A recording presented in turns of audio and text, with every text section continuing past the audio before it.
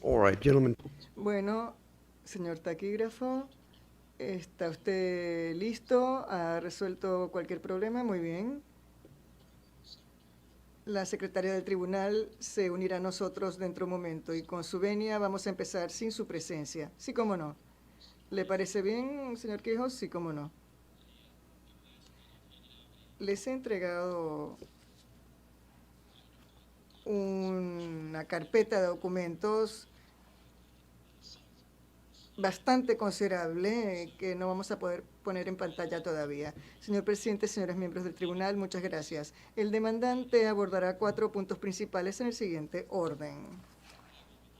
Empezaré yo la presentación del demandante abordando el lenguaje adicional que Renco incluyó en su renuncia por escrito, en donde señaló que se reservaba el derecho a presentar reclamos sobre fondo de manera diferente si son descartados por motivos jurisdiccionales o de admisibilidad en este tribunal.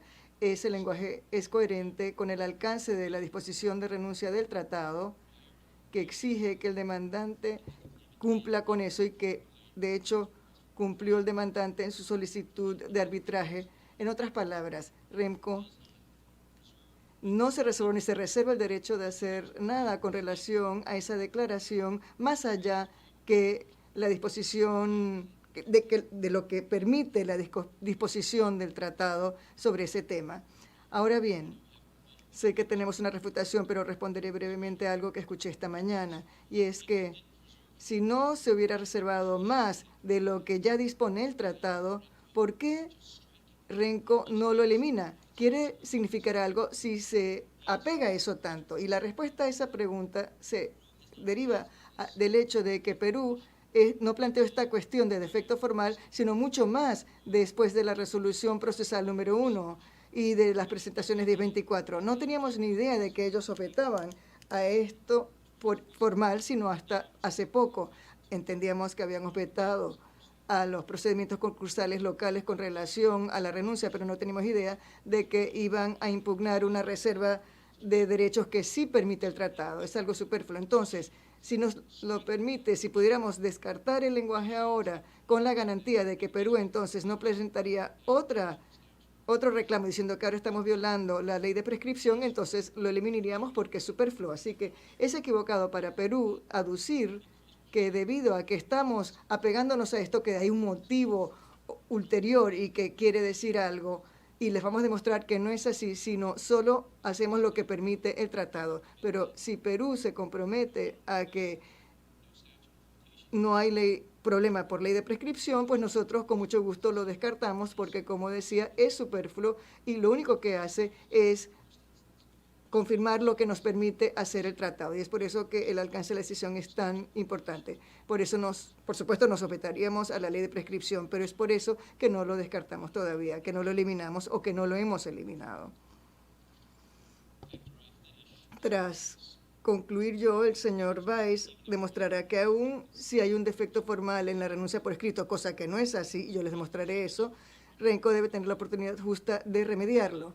Y luego yo tomaré el micrófono nuevamente y abordaré el reclamo de Perú sobre de facto y decir que Remco ha hecho estos reclamos en su propio nombre por perjuicios a Remco, que tienen que ver con los litigios de San Luis, en donde DRP no está metido, sino Remco y sus afiliados u otros afiliados, además de la expropiación por parte de Perú de la empresa Doran Perú, que ha hecho que Remco mismo se vea perjudicado y que es recuperable o indemnizable bajo el tratado. El tratado permite que el demandante presente demandas en su propio nombre por perjuicios a sí mismo y además no exige que se presente la renuncia en nombre de la empresa si el inversionista solo presenta reclamos en su propio nombre. Por lo tanto, Renco no infringió la disposición de renuncia del tratado cuando no le dio una renuncia o cuando no prestó una renuncia en nombre de Perú. Y después pasaré la palabra al señor Burnett, que hablará sobre los procedimientos de insolvencia. Como escucharon esta mañana, Dorre Perú, o Perú más bien, aduce que las acciones de Doran Perú deben atribuirse a Renco y que el defenderse en contra del reclamo de crédito de 163 millones de Perú viola la renuncia señalada por Remco. Y el señor Burnett demostrará por qué eso no es correcto. Y yo quizás después haga comentarios de conclusión según el tiempo que quede. Bueno, señor presidente, señores miembros del tribunal, pasando al primer tema, a saber, el alcance del requisito de renuncia por escrito del tratado. Haré una descripción general de los puntos principales y luego abordaré cada uno en mayor detalle. Y luego les pediré que me interrumpan si tienen alguna pregunta. El alcance de esta disposición de renuncia por escrito tiene que ver con la interpretación del tratado. Y la pregunta que debe hacerse el tribunal es si el lenguaje que agregó Renco y que resalté en amarillo le reserva a Renco el derecho que el tratado exige al cual renuncie Renco. Y cuando el tribunal interprete el tratado, concluirán, como lo hizo el tribunal en Waste Management 2, que el tratado no exige que el demandante renuncie a derechos a presentar reclamos sobre la base de méritos en un foro diferente al que determine este tribunal, si este tribunal determina que no tiene la autoridad de jurisdicción de ver los argumentos sobre el fondo. Y hablaré de esto ahora más generalmente. Primero, hay que ver cuál es el objeto y propósito de la disposición del tratado. Es impedir resultados incongruentes, doble indemnización y procesos paralelos. Y nada de esto se promueve si se impide que el demandante presente argumentos sobre fondo. En segundo lugar,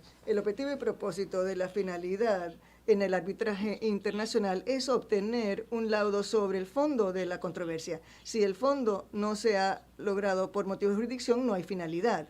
En tercer lugar, el objeto y propósito de la disposición de arbitraje del tratado es crear procedimientos eficaces para la resolución de controversias y no ineficaces.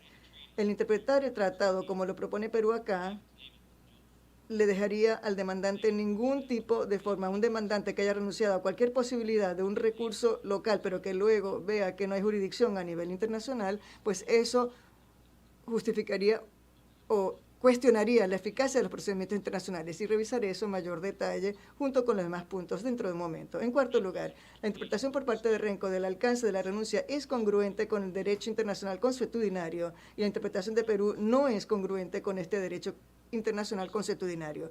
No hay regla bajo este derecho que disponga que el desestimar un reclamo sobre bases jurisdiccionales constituya una renuncia a los derechos subyacentes asociados a los reclamos desestimados. Si el tratado hubiera tenido el objetivo de derogar de los principios de derecho consuetudinario internacional, el tratado lo hubiera dicho claramente, pero no lo hace. Y el quinto motivo por el cual la interpretación de Perú es incorrecta es que no toma en cuenta la estructura y texto del tratado, y esto conduciría a un resultado expresamente absurdo. En virtud de la lógica de Perú, Renco se ve obligado por una renuncia por escrito que es una condición previa a la creación de un acuerdo de arbitraje, aun cuando un acuerdo de arbitraje no existiría para las demandas que el tribunal hipotéticamente hubiera desestimado sobre motivos jurisdiccionales, y ese no puede ser el resultado. Sencillamente no es una interpretación lógica del texto del tratado, y eso lo explicaré en mayor detalle, pero lo que estoy diciendo ahora es que el acuerdo de arbitraje es la única base de la jurisdicción del tribunal. Si se desestimen reclamos por falta de jurisdicción, si ustedes determinan que Renco o que no hay acuerdo de inversión a nivel de Renco, eso quiere decir que el tribunal habrá determinado que no hay acuerdo de arbitrar entre Perú y Renco. Perú nunca aceptó la oferta de Renco, aun cuando Renco concedió una renuncia condicional. Entonces, el acuerdo de arbitrar no puede obligar a una parte y no vincular a la otra. Los acuerdos no funcionan así, se declaran de manera diferente. Un acuerdo de que no hay arbitraje con respecto a reclamos que se estiman por motivos jurisdiccionales no puede privar al demandante del derecho subyacente que tiene con relación a esos reclamos desestimados. O sea que no puede aceptarse ambas cosas. Y hablaré en mayor detalle de esto cuando hable del texto del tratado. Con eso pongo fin a mi presentación general. Como dije al inicio, el alcance de la disposición de renuncia en el artículo 10.18 es una cuestión de interpretación, y las reglas de interpretación del términos del tratado en la ley consuetudinaria están inscritos en la Convención de Viena. Un tratado debe ser interpretado de buena fe con el sentido liso y llano a los términos del tratado en el contexto y a la luz de su objeto y propósito. Esto es el artículo 31. Este artículo además dice que las reglas del derecho internacional serán tomadas en cuenta en la interpretación del tratado. El artículo 32 dice de que no se debe adoptar una interpretación que podría conducir a un resultado absurdo o que no sea razonable. Volviendo a los 5 motivos que mencioné para señalar que la interpretación de Perú es incorrecta, y ahora los voy a describir en mayor detalle.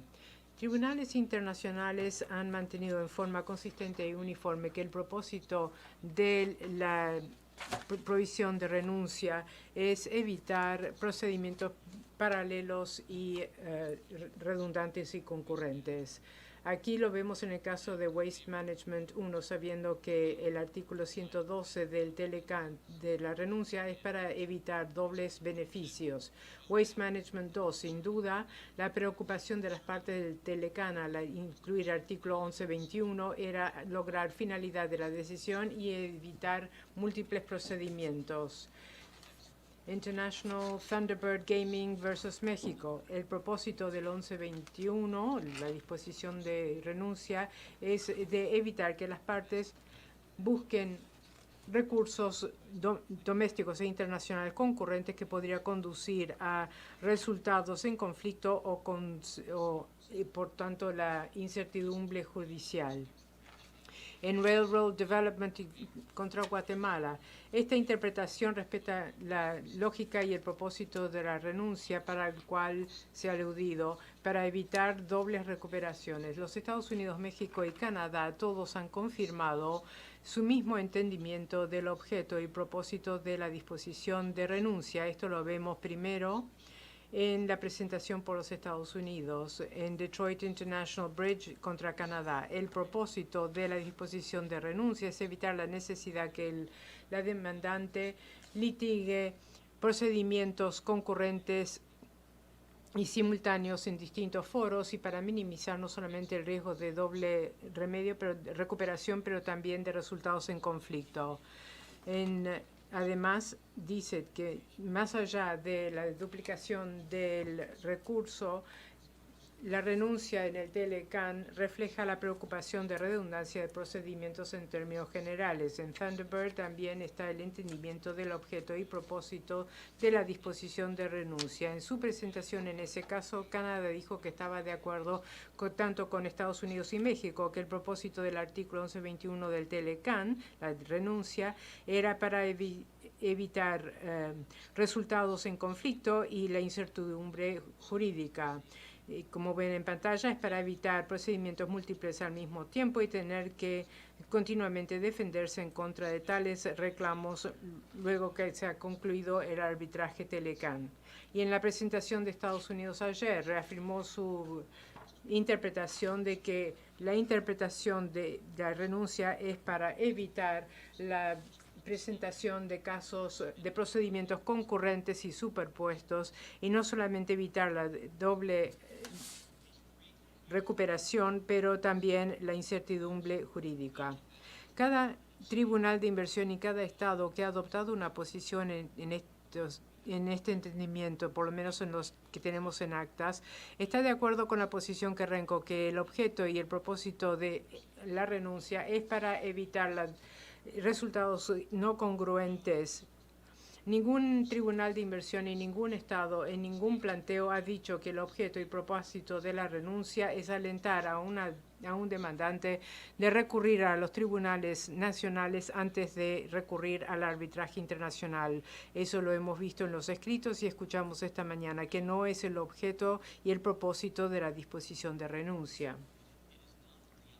No es el objeto y propósito de las disposiciones de renuncia en general de ir a los tribunales locales antes del arbitraje. Tampoco es el objeto y propósito de este tratado, ya que este tratado tiene tanto una disposición de renuncia y también de bifurcación.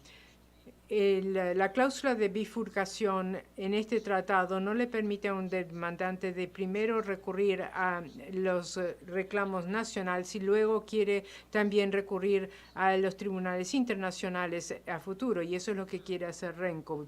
Hablaré de esto en más detalle. 3. Ninguna autoridad ha sugerido que el objeto y propósito de la renuncia es de prohibir a un demandante de afirmar sus reclamos en un nuevo foro cuando esos foros han sido desestimados por un tribunal de inversión en base a jurisdicción y admisibilidad. Perú no ha citado ni un solo caso y a nuestro entender no existe ningún caso. Todo acerca del propósito y objeto de la renuncia en este tratado y en otros tratados contempla determinaciones sobre el fondo. Volviendo al argumento que acabo de plantear, que es bajo la versión de Perú, las renuncias es para alentar a un demandante o una parte de ir primero a los tribunales domésticos, y esto muestra el objeto y propósito de la renuncia, que no es eso, sino de evitar procedimientos redundantes y que se duplican, y que ir a los tribunales locales es el rasgo de la no vuelta en U. Hay una frase en un artículo por Lee Kaplan y Jeremy Sharp. Los Estados Unidos, en su presentación de ayer, menciona el concepto de no vuelta en U, pero los Estados Unidos no dijeron que se diseñó para alentar que se hagan recursos locales primero, y estamos de acuerdo que una vez que un demandante recibe una determinación sobre el fondo en un arbitraje internacional, no hay vuelta en U. Eso no lo ponemos en discusión en absoluto, pero eso es muy distinto que decir lo que dice Perú aquí, que la disposición de renuncia alienta a las personas a ir a tribunales domésticos primero, y si uno no lo hace, entonces uno tuvo la posibilidad de ir a los tribunales locales, no se hizo, entonces uno pierde esa oportunidad. Kaplan y Sharp dicen que no haya vuelta en U significa que al demandante no le queda ningún foro, y la premisa en que se basan los autores del artículo, si eso es lo que quieren señalar, también es incorrecto. Una renuncia no es más flexible que una bifurcación. Los dos logran el mismo resultado de distinta manera.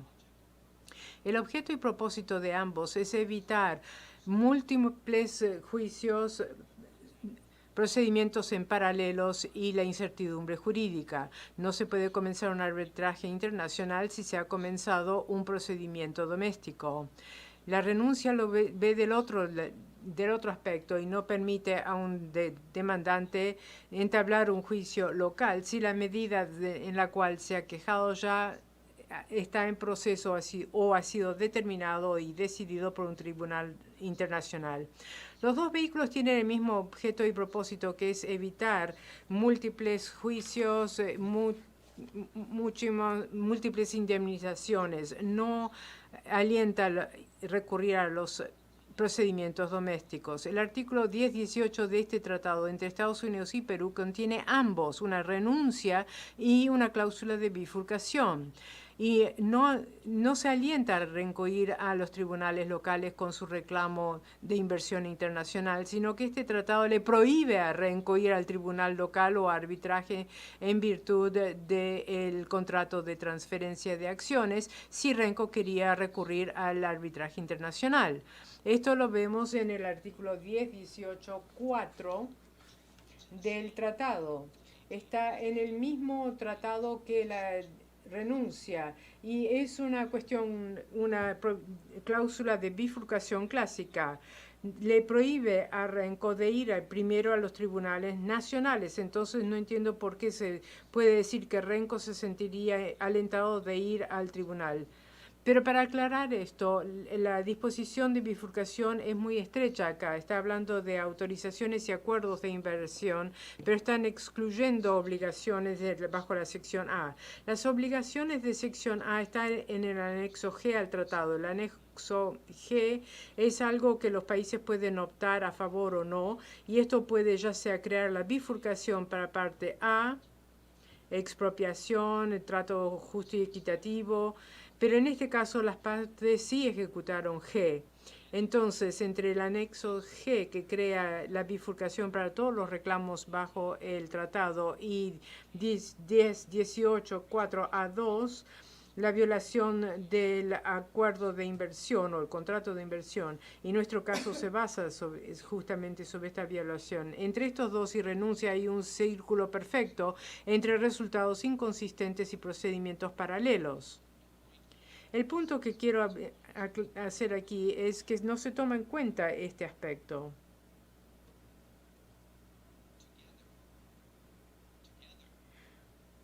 Juntos, hacen exactamente lo que acabo de describir.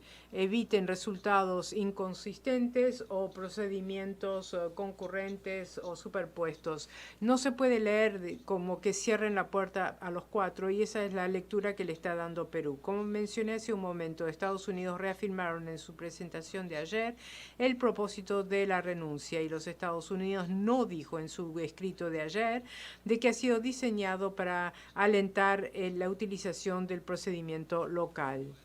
Pero los Estados Unidos sí cometieron un error en su planteo, y lo debo señalar ya que afecta a esto y no quiero que el tribunal se sienta confundido. Si ustedes lo ven en el párrafo 3 de su escrito, los Estados Unidos han dicho que el artículo 1018 no requiere que un demandante haga una opción irrevocable entre procedimiento doméstico o arbitraje internacional, la cláusula de bifurcación, en otras palabras, y lo muestro aquí en amarillo. El artículo 18 tampoco exige que el demandante haga una opción irrevocable entre procedimiento doméstico o arbitraje, pero esto es absolutamente incorrecto. Les acabo de mostrar el artículo 1018.4 que sí exige esa opción en cuanto a los acuerdos de inversión, y este es un paso crítico para nuestro caso. Los Estados Unidos sí citan el anexo G, el punto que usted ha planteado, señor Orlando, y todos estamos de acuerdo que el anexo G crea una bifurcación para los reclamos internacionales, pero un acuerdo de inversión no está en A, que es una violación de contrato. Y un reclamo por violación de contrato necesita esta calificación del acuerdo de inversión. Como dije, esto es una bifurcación clásica y no se nos puede culpar por no ir a un tribunal doméstico o local para esa acción de ruptura de contrato. Y lo que es más importante, el tratado no ha sido diseñado para no permitirle a un reclamante de tener algún foro al analizar todas estas disposiciones. Me quiero detener aquí un momento y preguntar si tienen preguntas antes de pasar a la segunda razón por la cual nos parece que es incorrecta la interpretación de Perú de la renuncia. Bien, gracias. El objeto y propósito de la renuncia que hemos visto, de los procedimientos paralelos, resultados inconsistentes, de doble indemnización, son los medios a otro objeto y propósito, que es la finalidad sobre el fondo. Y esto lo ha explicado claramente el tribunal en Waste Management 2, donde dice, ninguna duda. Y como ustedes bien saben, el juez Judge Crawford es presidente de este tribunal, probablemente ustedes lo conocen, y él no usa frecuentemente los términos sin ninguna duda. Sin ninguna duda, la preocupación de las partes del Telecan al incluir el artículo 1121 fue para lograr finalidad de la decisión y evitar múltiples procedimientos. Quieren la presentación de reclamos para decisión en base al fondo. No hay ninguna duda que la desestimación de un reclamo por un tribunal internacional por falta de jurisdicción no es una decisión sobre el fondo y no impide un reclamo posterior ante un tribunal que sí tenga jurisdicción. Lo mismo se aplica a otros casos. Estas citas aparecen en los párrafos 27, 34 y 43 respectivamente de ese laudo, que es RLA 103. El punto no es que Renco tiene que plantear un segundo procedimiento, no es eso. Más bien, no hay nadie en su terminología de reserva que no sea congruente con el derecho que posee gracias al lenguaje de la renuncia en el tratado. Y ese es el punto que quiero hacer aquí, ya que el requisito de renuncia no se aplica cuando hay desestimación por cuestiones jurisdiccionales o de admisibilidad. Lo que Renco añadió en lenguaje no agrega ni le quita al alcance de la disposición de renuncia que ha dado Renco. En el caso Waste Management 2, un arbitraje anterior había sido desestimado por una renuncia que no era eficaz. diciendo, y México dijo que no se podía comenzar un nuevo procedimiento aunque no se había hecho una decisión sobre el fondo.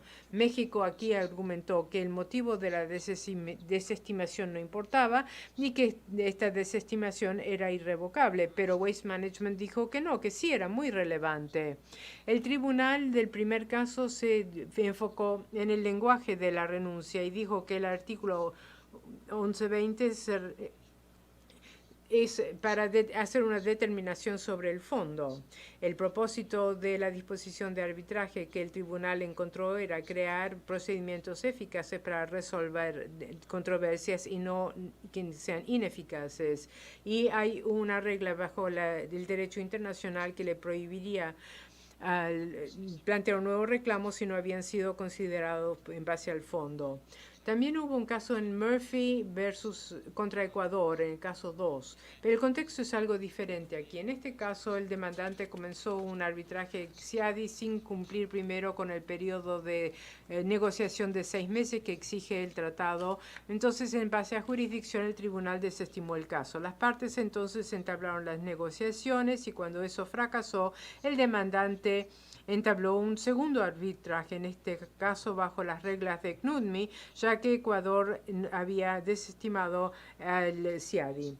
Ecuador dijo que por distintos motivos bajo el tratado no era permitible y el tribunal determinó a favor de Waste Management y su razonamiento estando en desacuerdo con Ecuador por distintos motivos, diciendo que el tratado no se refiere explícitamente a una decisión sobre el fondo.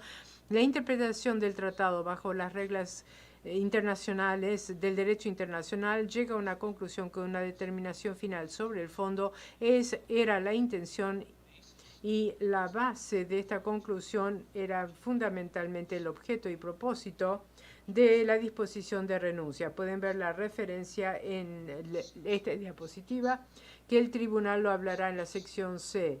Cuando uno ve la sección C, que está en CLA 102, el tribunal explica que uno de los objetos u objetivos del tratado es darle al inversionista acceso a un arbitraje que tenga sentido y que interprete el tratado de que no puede plantear un reclamo cuando no se escucharon los fondos. Sería algo absurdo y no sería razonable en virtud del artículo del convenio. Y este mismo motivo se aplica aquí. El concepto no vuelta en U planteado por Perú tendría sentido únicamente si el demandante realmente trata de llegar a una discusión del fondo en un arbitraje internacional. Entonces el término apropiado es que no hay vuelta en U.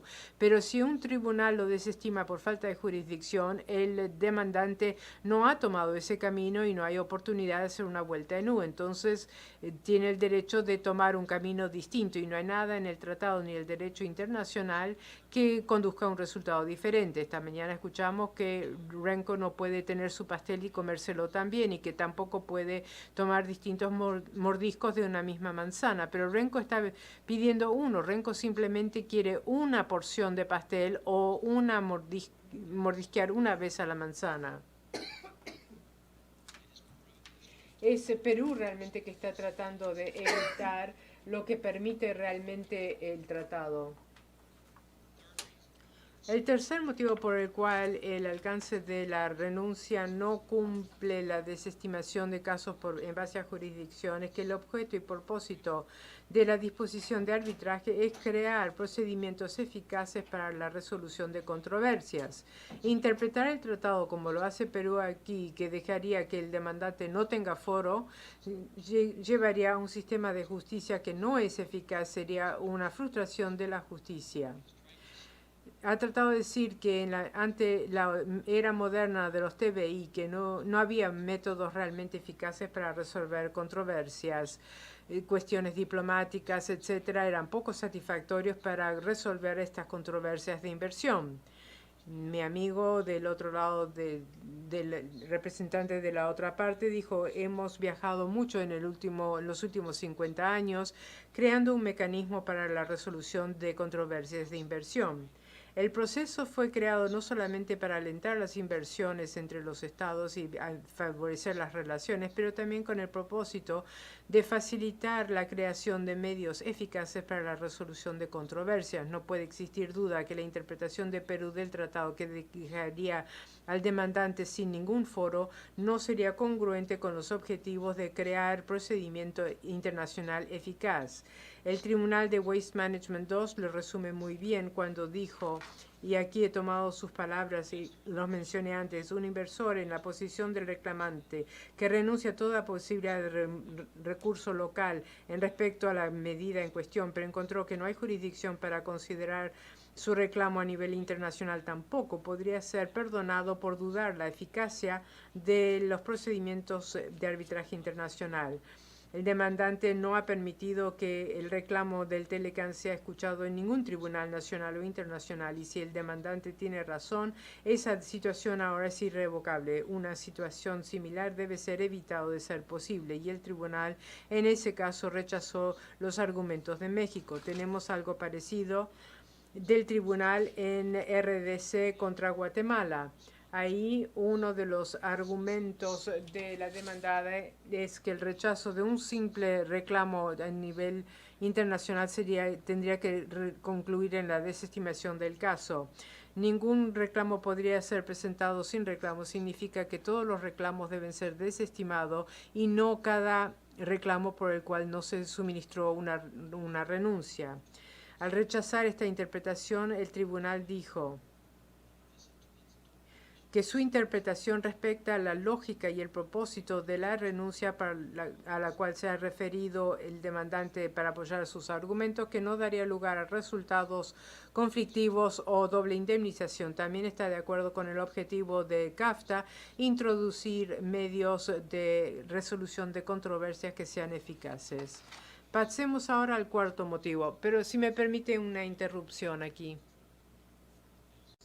En algún momento usted hablará, yo creo que había 4 ejemplos que dio la señorita Manaker esta mañana. Si lo puedo hacer ahora, no es necesario que lo haga ahora. Esto no es algo que se encuentra en los argumentos escritos. Lo escuché por primera vez esta mañana como argumento, y si entiendo correctamente ese argumento, y debemos ver la diapositiva 4 en el material que yo les he dado, ya que ahí puede existir, ahí es donde pueden ver el lenguaje, y quizá lo puedo poner en pantalla nuevamente. Si entiendo correctamente, el argumento planteado esta mañana es que Renco se reserva el derecho de entablar algunos reclamos en otro foro, aun si esos reclamos desestimados, aun si algunos de esos reclamos continúan en el arbitraje, y con lo cual se podría llegar a procedimientos incongruentes y procedimientos en paralelo. De ser así, yo estaría totalmente de acuerdo con la señorita Manaker, pero eso no es lo que estamos haciendo. No existe ninguna posibilidad en la renuncia escrita de Renco de que vaya o que se reserve el derecho de hacer algo que no sea congruente con la disposición de renuncia del tratado. Y el texto de nuestra reservación de derechos es congruente con la declaración que acabo de hacer. La primera parte de esta renuncia surge del texto del tratado, la parte que está en blanco.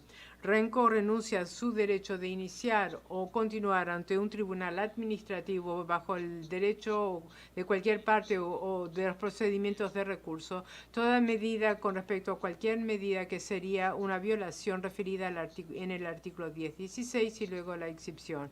Y nosotros en nuestros argumentos hemos dicho que entendemos claramente lo que esto significa, que medida es diferente de reclamo, y la prohibición de renuncia se refiere a medida. Luego hemos escrito, en la medida que el tribunal puede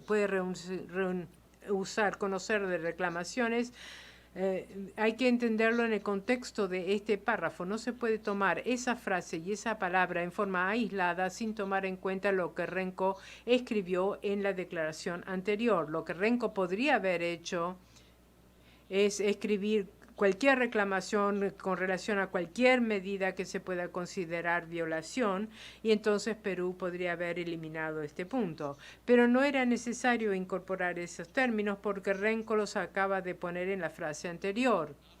No solamente era esta la intención de no contradecir lo que había escrito al poner la segunda frase, pero distintas interpretaciones apoyan a que las medidas y las disposiciones sean congruentes el uno con el otro. Un contrato debe ser interpretado en su forma entera, no tomando aisladamente fuera de contexto una frase. Otra forma de interpretación es que un documento debe ser interpretado para alcanzar su propósito y no para obstruirlo. Estos son cánones que son muy familiares para los abogados en Estados Unidos. Ha sido algo por lo que los jueces de la Corte Suprema han declarado.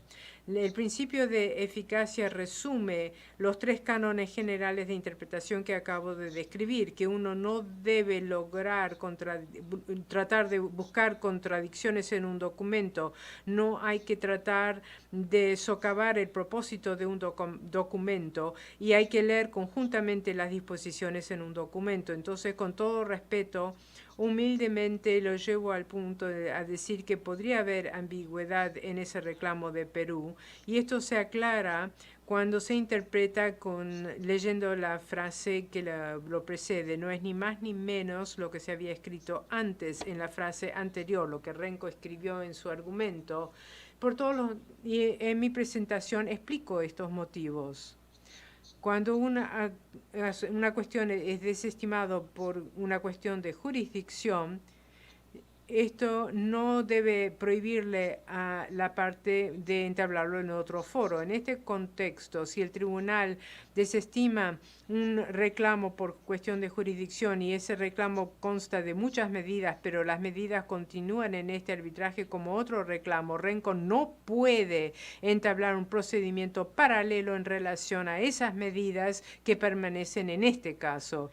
Y eso es una cuestión de violación material. No hay objeción, Renko no ha hecho nada de esto. Esto es todo supuesto si hay una desestimación de jurisdicción.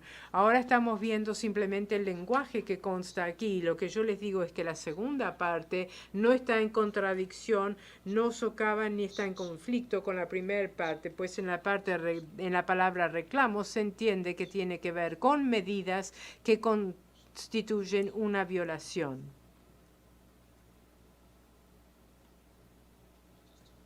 Pido disculpas, quiero una pregunta. Entiendo lo que usted ha dicho, pero su respuesta se basa en una caracterización de lo que la otra parte ha planteado, es decir, una situación donde hay una determinación sobre jurisdicción y otras medidas se consideran, pero no sé si eso refleja los 4 puntos articulados esta mañana. Voy a tomar un ejemplo para ver cómo funcionaría.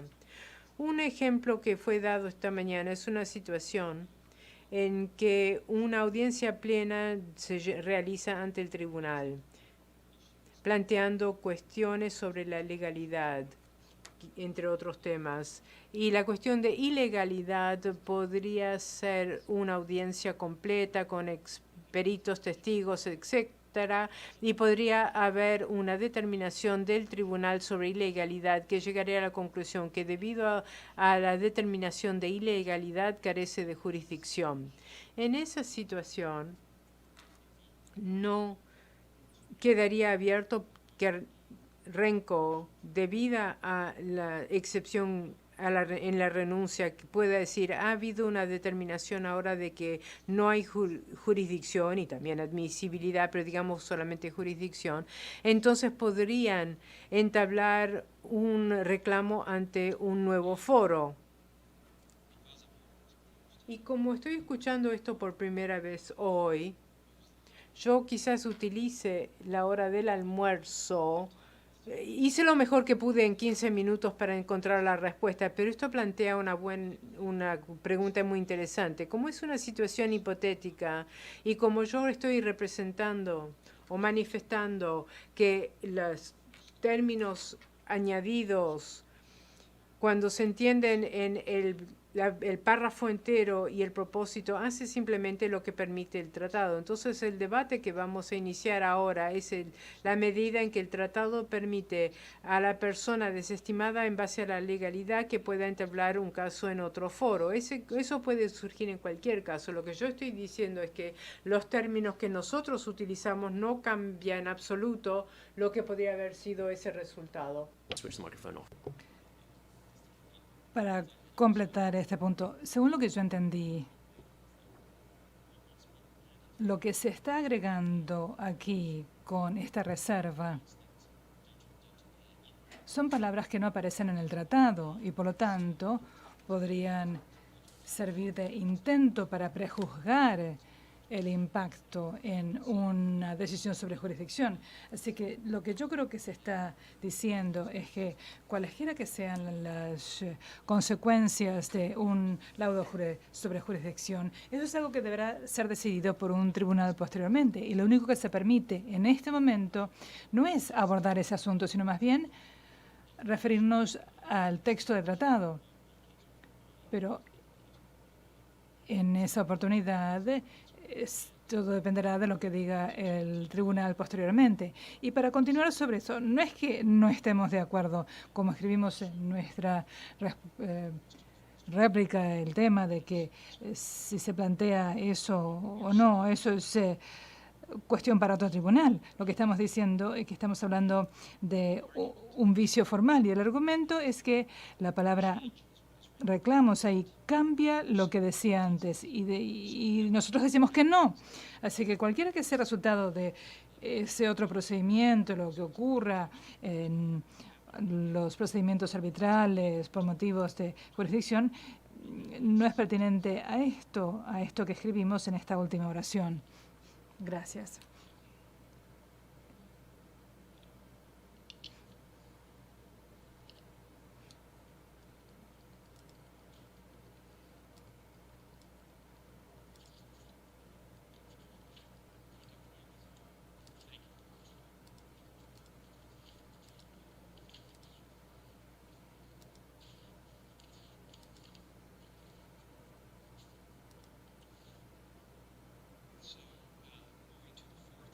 Pasando a la cuarta razón de que la interpretación de Perú no debe prevalecer, una vez más, es que la interpretación de Renco se ciñe al derecho constitucional internacional y la de Perú no. De acuerdo con el artículo 24 del tratado y el artículo 31 de la Convención de Viena, se establece que el tribunal debe ver los principios del derecho internacional al interpretar este tratado. Ya les mostré la sección sobre la Convención de Viena. Este es el artículo 1022, 2B2 del tratado en sí, que establece que se aplicará el derecho internacional. En el contexto de la interpretación de los tratados,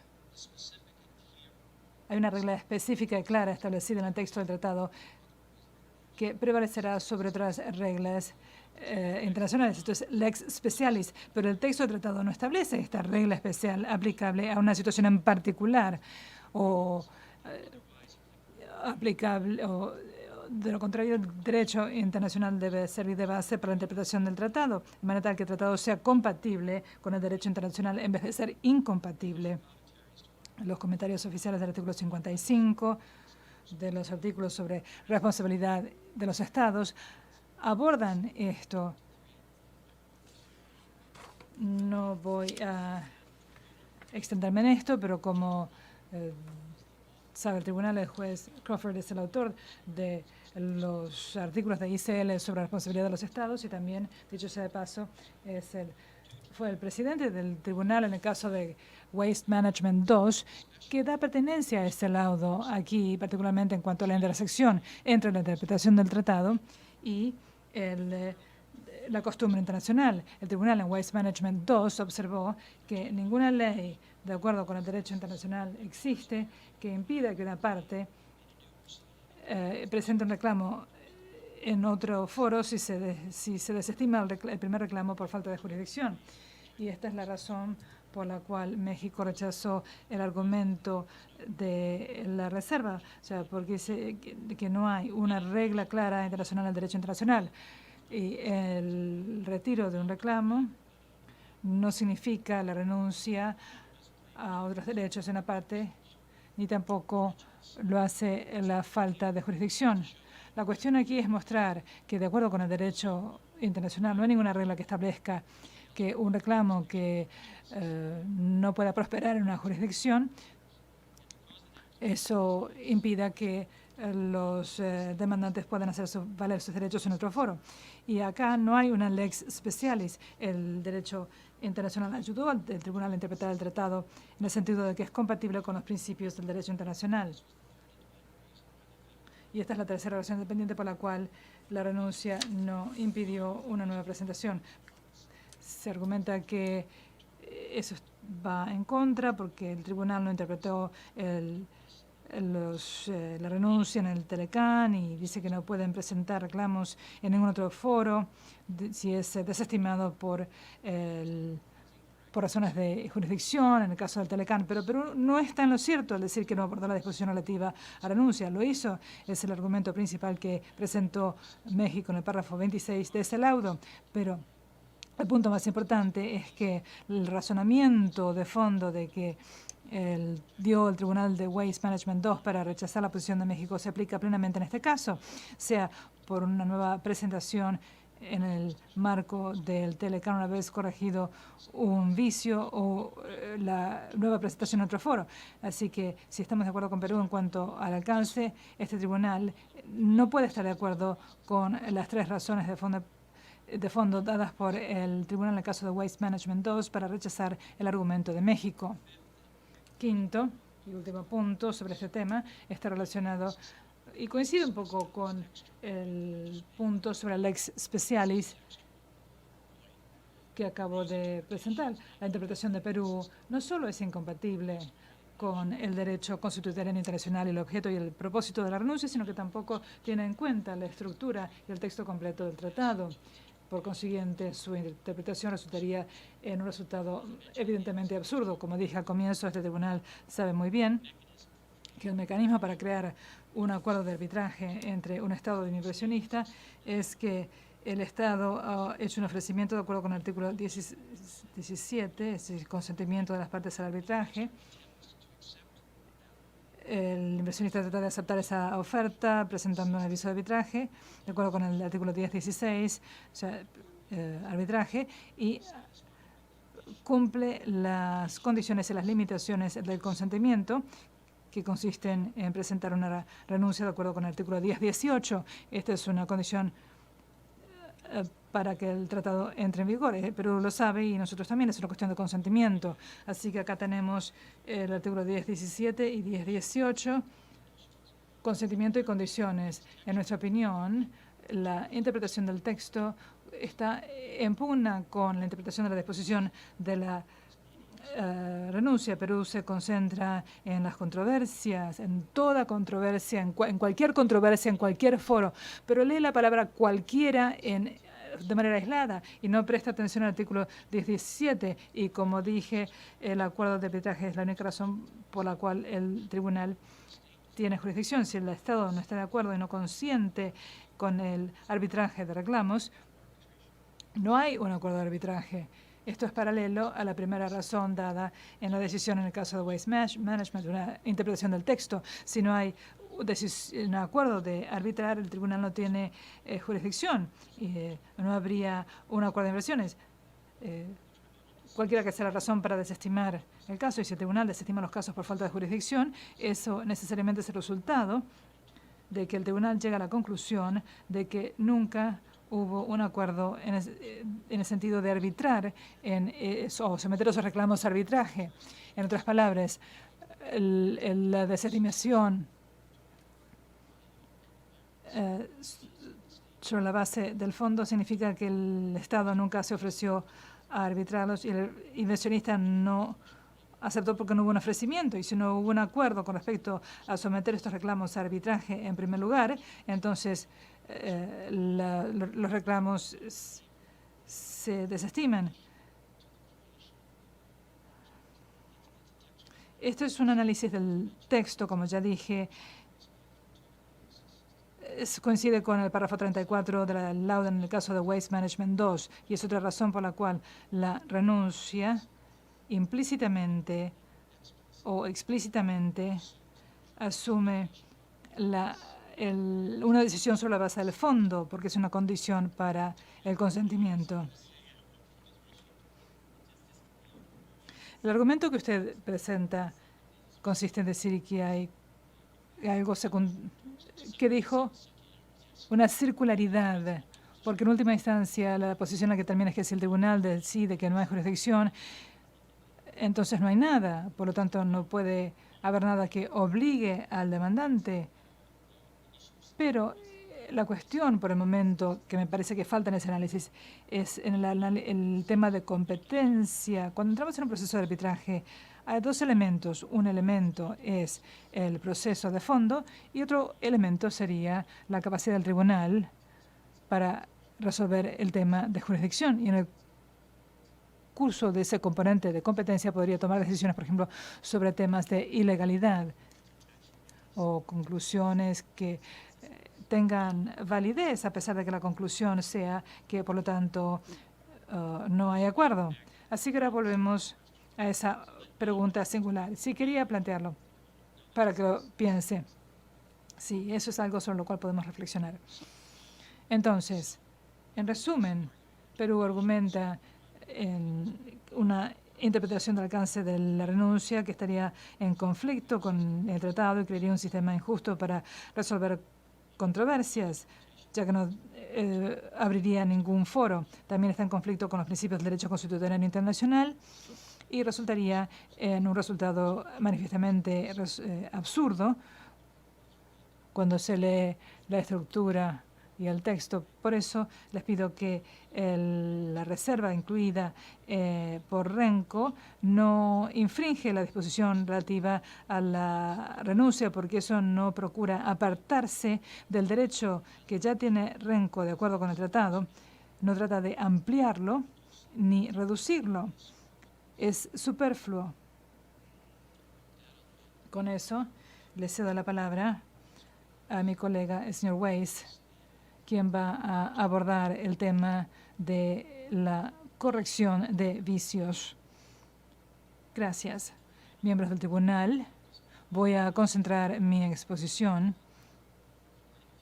en unos pocos comentarios de Renco sobre la presentación hecha por Estados Unidos esta semana sobre el tema de la corrección de vicios que Perú abordó esta mañana. Quisiera comenzar señalando algo que tal vez resulte obvio.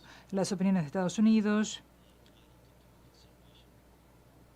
tienen derecho a recibir debida consideración. Al mismo tiempo, los tribunales de inversiones a veces no están de acuerdo con las partes no contendientes sobre propuestas de derecho concretas. Esta mañana Perú hizo referencia al hecho de que en su presentación de esta semana Estados Unidos había citado sus propias presentaciones anteriores en el caso del arbitraje con México y señalamos como ejemplo de lo que acabo de decir que en el laudo definitivo ese tribunal estuvo en desacuerdo con Estados Unidos sobre ciertas cuestiones de derecho. Y aquí estamos en desacuerdo tanto con Perú como con Estados Unidos sobre algunos aspectos de su posición en lo que se refiere al tema de la corrección de vicios. Acá, lamentablemente, los colores no se ven bien, por lo menos en lo que yo estoy viendo. Traté de poner en dos colores estas oraciones de la presentación de Estados Unidos porque quería hacer una distinción entre algunos componentes diferentes de lo que se dice. Primero, y esto está resaltado en amarillo en la primera oración, Renco está de acuerdo en que la discreción de permitir que un demandante proceda de acuerdo con una renuncia inefectiva incumbe al demandado y eso depende de la discreción general del demandado para expresar su consentimiento, como dijo el señor Kehoe. Esto es solo el demandante puede renunciar a ese defecto. Una aclaración ahora, porque se dijo algunas veces en la respuesta en la réplica de Perú y esta mañana también, que uno de los argumentos que formula Renco es que no hubo ninguna violación de la renuncia en tanto que no haya habido una infracción sustancial y que dejamos de lado ciertos argumentos. Esa no es nuestra posición. Estamos de acuerdo en que si hay un defecto formal o un vicio formal, eso es un problema. Entonces, por ejemplo, estamos de acuerdo con la última afirmación en esta oración donde dice que el tribunal mismo no puede corregir una renuncia ineficaz. Pero, y este es un pero muy importante, no estamos de acuerdo con la segunda parte de la primera oración, que yo quería resaltar en verde, de que la discreción con respecto a si un tribunal puede permitir que un demandante corrija un vicio formal es una cuestión separada. No es que el tribunal corrija el defecto, es que el demandante alega ese defecto, el tribunal debe decidir si es admisible o no. Eso no depende, como dice aquí, de la discreción del demandado, sino que eso se indica en la segunda oración. El tribunal puede determinar si una renuncia cumple los requisitos del artículo 10.18. En otras palabras, el tribunal decide si la conducta del demandante se ciñe a lo que requiere el tratado. Y para probar lo que digo, quisiera concentrarme en la casuística citada por Estados Unidos, y puse acá en la nota 18, y acá está, esto es de la presentación de Estados Unidos, y en esta nota se refieren a Railroad Development Corporation, el párrafo 61, y debo decir que Perú esta mañana mencionó este párrafo en la diapositiva 47 de PowerPoint. En este párrafo, ese tribunal no permitió al demandante que corrigiera una infracción sustancial en un arbitraje interno cuando el tribunal determinó que había una congruencia con las obligaciones relativas a la renuncia. Como ven acá resaltado, al final de la cita, en la nota del pie, hay un corchete que dice que se omitió algo en la cita y quisiera pasar a eso. Este es el párrafo 61 de RDC, con lo que acabo de decir. En ese párrafo, el tribunal de RDC incluyó una nota al pie donde expresamente hace una distinción entre el caso que está tramitando sobre infracciones sustanciales de una renuncia y la decisión de Thunderbird, en el cual el tribunal permitió que se corrigiera un vicio formal. Esta mañana se citaron varios casos, Detroit Commerce Group y RDC. Y aún acá RDC, en la doctrina de la jurisprudencia a la que recurre en Perú y Estados Unidos, es una distinción que Renco mantiene aquí. Es decir, que los tribunales de inversiones permiten que los demandantes corrijan defectos formales a diferencia de infracciones sustanciales. También escuchamos decir esta mañana que Thunderbird dice lo contrario, porque hay cierta ambigüedad con respecto a si el Telecan requiere una renuncia con el aviso de arbitraje o cuando se presenta la demanda. Estamos en desacuerdo con la interpretación de Perú del caso Thunderbird. Ese tribunal determinó que había un defecto. El demandante había cometido un error. En los párrafos que tienen aquí entre ustedes no se los voy a leer, pero dieron 3 razones por las cuales permitían que se corrigiera el defecto, el vicio formal. Es decir, el defecto era puramente formal, no se permitía que el demandante, al no permitir que el demandante corrigiera el defecto, sería una interpretación demasiado técnica del Telecan. Y tercero, permitir que se corrigiera el vicio era compatible con el objeto y el propósito de la exposición relativa a la renuncia, así como el objeto y el propósito más generales de crear mecanismos efectivos para la resolución de controversias relativas a infracciones. Estoy Cambiando un poco, sí. Yo creo que estamos en la diapositiva 34, pero el tercer punto que usted dijo no aparece en el texto que usted nos presentó. Pasa al 35.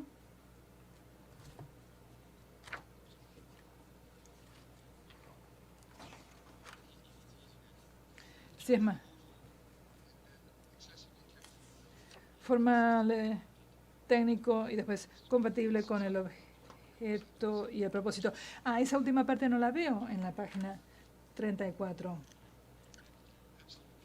¿Podría volver a eso en pocos momentos? Sí. Simplemente quería que estuviéramos en la misma página. Esta mañana se preguntó a Perú si el hecho de permitir a REMCO que corrigiera un defecto formal causaría perjuicio. Y no quisiera describir erróneamente la posición de Perú, pero entendí que dijeron que no era pertinente. Yo no entendí que expresaran un perjuicio sustancial que sufrirían. Y quería confirmar eso. Si renunciamos a este derecho antes de iniciar un procedimiento, no le causa perjuicio a Perú el aceptarlo. Así que estas tres razones, en el caso Thunderbird, son igualmente aplicables aquí. El defecto formal en Thunderbird conceptualmente era peor que cualquier vicio posible formal aquí. En Thunderbird, el demandante no había renunciado a ningún derecho de ningún tipo en su aviso de arbitraje. En este caso, REMCO renunció a todos los derechos que de buena fe entendía que tenía que renunciar. En el peor de los casos, no renunció a un subconjunto pequeño de derechos y dijo que de inmediato renunciaría a esos derechos si este tribunal determina que es necesario. Quisiera pasar ahora al segundo comentario sobre los principios que quisiera hacer con respecto a la presentación de Estados Unidos sobre el tema de la corrección de vicios o defectos. Indican que incluso si la demandada permite a la demandante hacer una corrección, si la fecha de presentación es la fecha de recepción de la renuncia, en ese sentido tengo un comentario. Primero, que es un supuesto, y el segundo se refiere a la corrección. No estamos de acuerdo con el supuesto de que hay que perfeccionar el consentimiento y que tiene que haber jurisdicción en la fecha en que comience el arbitraje. Este es un procedimiento regido por el derecho internacional. En el caso de Marvin Mullis, la fecha de comienzo de ese procedimiento, el tratado que crea el consentimiento del demandado, todavía no había entrado en vigor. En esa fecha no había un consentimiento perfeccionado, no había jurisdicción. Y sobre esa base, la demandada argumentó que se debía desestimar el caso.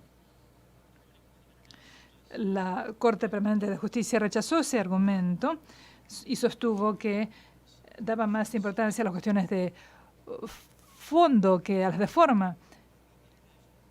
El tribunal, la Corte Internacional de Justicia, refrendó este principio. Si me permiten concentrarme en una decisión de la Corte Internacional de Justicia en la cual señaló que es correcto que normalmente el tema de la jurisdicción y por lo tanto el consentimiento se evalúa el primer día, pero hay excepciones, especialmente para ciertos tipos de defectos. Y si es el tipo de defecto que un demandante o un solicitante puede corregir con toda facilidad, entonces no se debe sancionar al demandante, lo cual me lleva de vuelta al caso de Thunderbird y al concepto de corrección.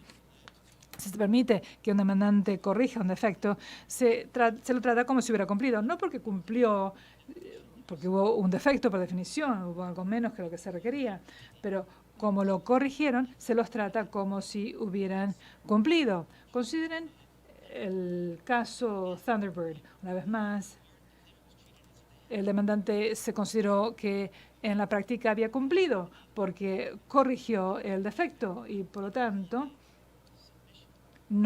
eso no invalidó la conclusión o la forma en que se describe en RDC.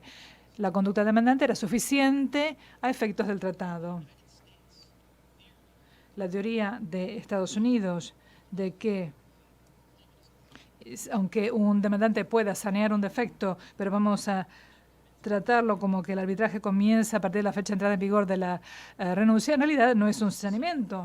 Estamos desestimando la demanda anterior y se está presentando una demanda nueva en el procedimiento en curso.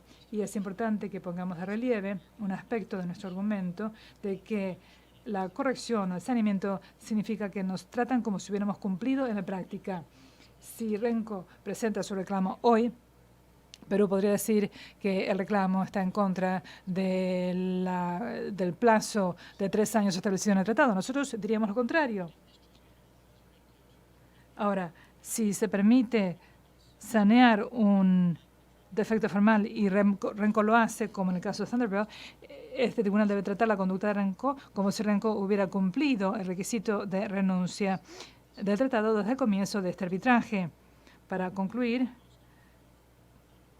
la doctrina más pertinente, que es el caso de Thunderbird, dice que el demandante puede sanear los defectos en una demanda. Eso es compatible con el derecho internacional. No es el tribunal el que sanea el oficio, sino el demandante, y el saneamiento equivale a cumplir los requisitos del tratado. Señores miembros del tribunal, ningún tribunal de inversiones ha desestimado nunca un reclamo o un caso sobre la base de un defecto de forma en una renuncia. Por esa razón, si este tribunal determina que la renuncia de Renco contiene defectos formales, con todo respeto, pedimos que se le dé la oportunidad a Renco de sanear ese defecto.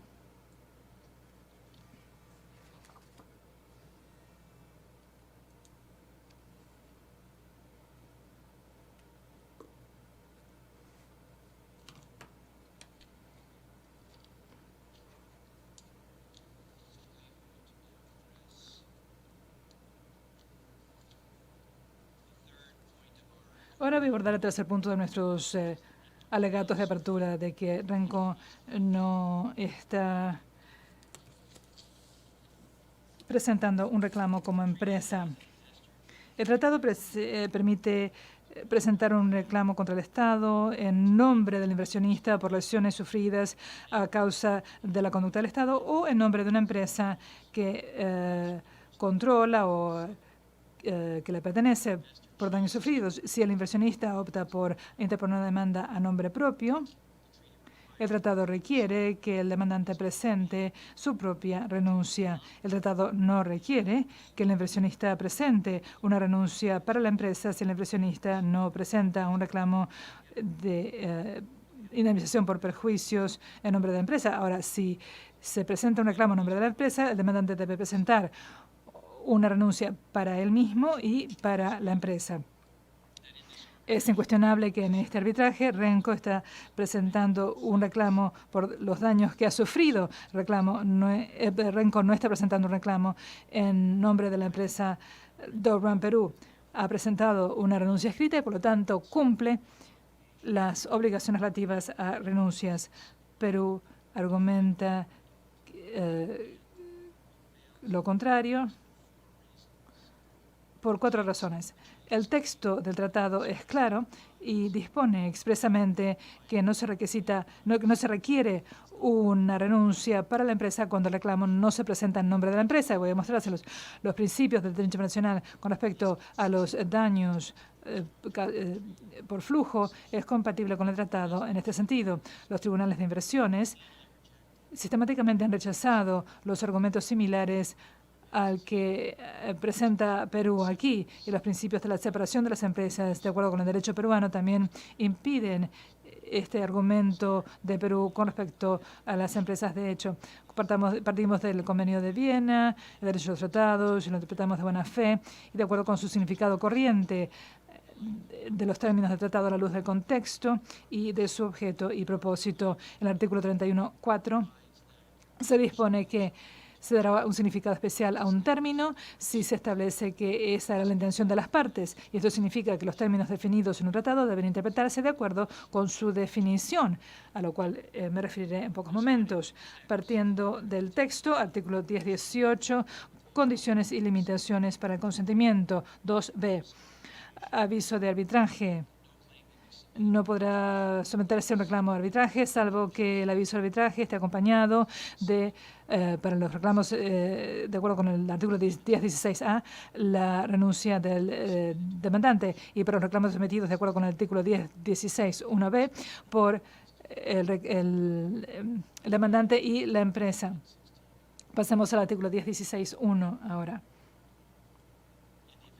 En caso de que la parte considere que la controversia no pueda resolverse mediante la negociación, el demandante a nombre propio puede someter a arbitraje, de acuerdo a este artículo, un reclamo de que ha sufrido pérdidas o daños debido a un incumplimiento, y el demandante en nombre de la empresa de la demandada, es decir, una persona jurídica que controla de manera directa o indirecta, puede someterse a arbitraje de acuerdo con este artículo si la empresa ha sufrido pérdidas o daños. Es decir, en términos muy expresos, el artículo 18 permite presentar un reclamo a nombre propio y establece definiciones claras de demandante y empresa. No voy a leerlas, pues están en la próxima diapositiva. En cuanto a la estructura del capítulo 10, se ciñe a este análisis del texto con dos categorías de reclamos: aquellos que un inversionista interpone directamente a nombre propio y los que el inversionista interpone en nombre de su subsidiaria. En la primera categoría tiene que demostrar daños que el inversionista mismo haya sufrido, y en la segunda categoría el inversionista no necesita demostrar los daños que haya sufrido él mismo, sino que puede y debe demostrar que hubo daños sufridos por la empresa local y cuantificar esos daños.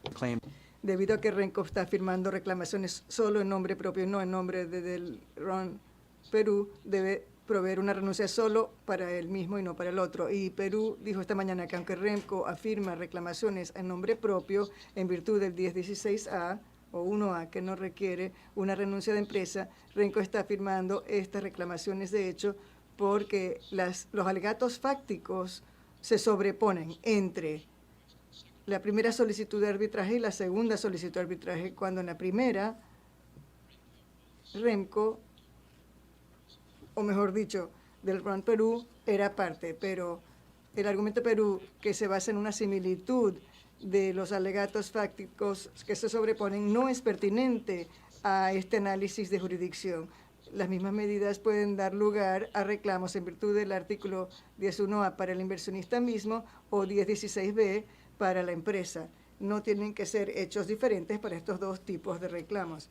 Los hechos que subyacen una medida incorrecta son los mismos y no convierten el reclamo de inversionista por perjuicios en un reclamo de hecho por perjuicios a la empresa, sino que la indemnización a la cual tendrá derecho el demandante en cuanto a estos reclamos por perjuicios asimismo bajo el 10.16.1a quizás no sean los mismos que la indemnización a la cual tiene derecho la empresa si hubiera tenido una reclamación o la hubiera entablado. O sea, no es cuestión de jurisdicción en virtud del lenguaje claro del tratado, sino es una cuestión de magnitud, que es la tercera fase de este arbitraje. O sea, lo de la magnitud viene después de lo de la jurisdicción. Y el segundo motivo por el cual el argumento de Perú sobre la empresa, de hecho, fracasa, es porque estos tipos de demandas son comunes en arbitrajes relativos a tratados de inversión.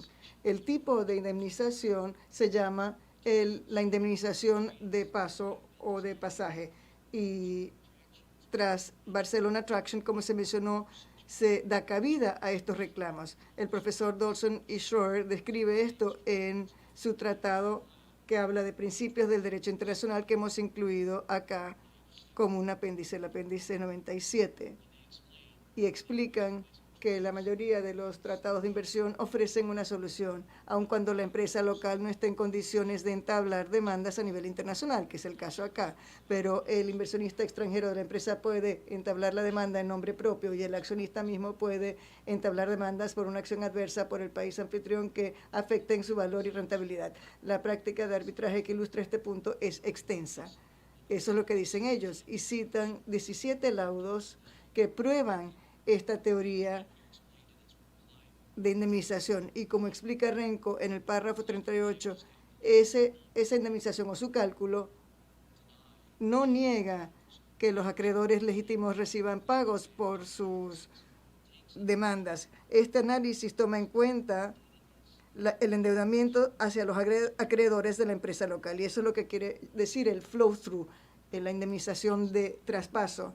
Y Retinsky y Williams explican este hecho en su tratado, y otros tratados de inversión han explicado este hecho no controvertido. Se citan en el párrafo 45 de nuestro memorial de contestación sobre renuncia. Creo que sería útil ahora estudiar lo que dice Renco en este caso para no analizar esta cuestión en un vacío. Los dos primeros reclamos que afirma Renco en esta jurisdicción tiene que ver con San Luis y el hecho de que Perú haya decidido no asumir responsabilidad financiera por estas demandas. Son demandas directas por Renco que no están para nada relacionadas con la expropiación por parte de Perú, así como con el trato erróneo de la empresa local en Perú. Son totalmente directas. Y los próximos tres tienen que ver con el trato injusto por parte de Perú y la expropiación de la empresa local en Perú, Doran Perú. Renco resume sus alegatos contra la expropiación en el párrafo 387 de su memorial. Y lo que dice es que en este caso, y repito, está en su memorial, las acciones de Perú y sus omisiones hacia los intereses de propiedad de Renco en el complejo de La Oroya consagran los puntos principales de ambos tipos de expropiación. O sea, Renco ha sido totalmente privado de sus inversiones, así como en los casos clásicos de una expropiación directa. Y Perú llevó a cabo esto a través de una serie de medidas que privaron indirectamente a Renco de los beneficios de sus inversiones y sus incidencias o incidentes de propiedad. La expropiación indirecta de una empresa es un ejemplo de una pérdida directa acarreada por un inversionista o que ha sufrido un inversionista. Es un ejemplo de una pérdida directa sufrida por un inversionista que da pie a una demanda por el inversionista en nombre propio, bajo el artículo 1016.1a. Es un perjuicio al inversionista que resulta de acciones y medidas tomadas por el Estado contra la empresa local. La presentación por el gobierno de los Estados Unidos ayer respalda este hecho relativamente no controvertido y dice: los ejemplos de pérdidas directas sufridas por un inversionista que darían pie a una demanda en virtud del artículo 1016.1a incluyen una expropiación impropia de los intereses de propiedad de los accionistas, sea directamente a través de una expropiación de las acciones o indirectamente mediante la expropiación de la corporación en su totalidad. Y esto encaja totalmente dentro de lo que estamos diciendo nosotros en nuestra demanda bajo el artículo 1016.1a, y las otras demandas están relacionadas. Son caras diferentes de la misma moneda. El interés de propiedad de Renco en la corporación en Perú o en la empresa en Perú se le ha quitado, o sea, el Estado se le ha quitado. Aquí, en la presentación de los Estados Unidos, ni en ninguna otra parte se hace mención de la proporción que tiene el inversionista como propiedad. Eso no es pertinente al análisis de la jurisdicción. Si la inversión ha sido expropiada indirectamente, el inversionista puede reclamar la indemnización en virtud del 1016.1a. El argumento de porcentaje de propiedad no tiene una motivación o lógica razonable. El tercer motivo por el cual el argumento de Empresa de Perú falla es que varios tribunales del TELCAN ya han rechazado ese mismo tipo de argumento. En el tribunal de Pope y Talbot dicen que en vista de que el tribunal pudiera no señalar más claramente que las demandas pueden ser presentadas por inversionista en virtud del artículo 1116, que está aduciendo pérdida o perjuicio a su interés en la empresa pertinente, que es una persona jurídica que es propiedad del inversionista. Por tanto, en este caso, en donde el inversionista es propietario exclusivo de la empresa, que es una corporación, y por lo tanto una inversión dentro de las definiciones que contienen los artículos queda claro que una demanda por concepto de pérdida o perjuicio a sus intereses o interés en esa empresa o inversión puede entablarse en virtud del artículo 11.16. Pero para los propósitos inmediatos, lo importante es que la existencia del artículo 11.17 no impide que se entable o interponga una demanda bajo el artículo 11.16. 11.16 es la demanda del inversionista bajo el TELCAN y el 11.17 en nombre de la empresa. En UPS contra Canadá, y de manera parecida, Canadá aduce o presenta un argumento parecido al de Perú. El tribunal resumió el argumento de Canadá de la siguiente manera. Y no me gusta leer diapositivas, pero estas son muy atinadas. Canadá nos insta a que determinemos que el tribunal no tiene jurisdicción porque UPS interpuso su demanda en virtud del artículo 11.16 del TELCAN con respecto a perjuicio a los inversionistas en lugar del artículo 11.16 que tiene que ver con perjuicio a las inversiones de los inversionistas. En resumen, el argumento de Canadá es que cualquier perjuicio que emane de la conducta que es objeto de la queja afecta principalmente a la empresa. El tribunal rechazó la objeción de jurisdicción de Canadá y sostuvo que UPS había interpuesto demandas correctamente en su propio nombre bajo el artículo 11.16 y que era dueño completo de la empresa. Perú esta mañana dijo que la decisión del tribunal en ese caso no es convincente porque concluyó que en ese contexto no había diferencia básica entre las demandas presentadas bajo los artículos 11.16 y 11.17. Eso no es apropiado aquí, independientemente de lo que pudiera señalar el tribunal cuando el traspaso, el flow-through, indica. Eso no es pertinente a la cuestión relativa a la jurisdicción. Un inversionista puede solicitar indemnización en nombre propio en virtud del tratado, como lo sostuvo este tribunal, y que la indemnización o el perjuicio sea directamente a UPS o directamente a UPS Canadá e indirectamente a UPS no es pertinente en lo que respecta a la jurisdicción del tribunal sobre esta demanda. Esa claramente es la misma posición que adoptó el tribunal en Cope y Talbot y nosotros presentamos que esa es la interpretación apropiada.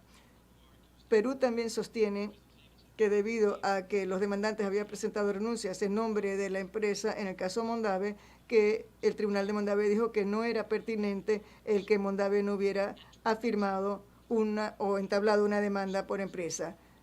Y el tribunal decidió o señaló que no tenía que hacerlo. Pero Perú aduce que esto es significativo porque Renco no ha proporcionado una renuncia en nombre de su subsidiaria o de lo que era su subsidiaria, pero ese argumento no es correcto tampoco, porque creo, y esto se explicó bien, el TELCAN tiene un cierto defecto que requiere una presentación de una renuncia por parte de la empresa, aun si el inversionista no está interponiendo la demanda en nombre de la empresa. Entonces, es un poco raro, pero en Mondave dan la renuncia en nombre de la empresa porque el tratado lo exigía, pero eso no quiere decir que tenían que interponer la demanda en nombre de la empresa. Y los que redactaron el tratado, el TELCAN, después corrigieron ese pequeño defecto, esa pequeña confusión, y ahora el tratado con Perú y el CAFTA son más claros. No hay que dar una renuncia en nombre de la empresa si uno no está entablando una demanda en nombre de la empresa. Pero Perú está tratando de aprovechar esta confusión y el cambio en el tratado para que se beneficie cuando es correcto lo contrario, que se aclaró el tratado para decir exactamente lo que habían dicho los tribunales de Pope y Talbot. Un precedente de arbitraje que interpreta el tratado CAFTA, el Acuerdo de Libre Comercio, se ve en Talbot contra Guatemala, una empresa norteamericana que tenía acciones indirectas en una empresa guatemalteca y TECO afirmó sus demandas en virtud del 11.16A y no el 11.16B. Presentó una renuncia por escrito en nombre propio, no en nombre de la subsidiaria, y buscó indemnización por daños que había sufrido y calculó y recibió en la indemnización esa indemnización que se llama flow-through, o sea, de traspaso. Y el tribunal admitió la demanda y se declaró a favor de TECO. El hecho de que TECO no hubiera sido dueño de más del 51% de las acciones no fue una parte pertinente del análisis. El argumento de Perú es que de cierta manera todo el texto, estructura y precedente de arbitraje cambia si acaso el inversionista es dueño de 51% o de 49%, y por motivos de jurisdicción. Pero eso no tiene fundamento, ninguno. No han citado ninguno porque no existe.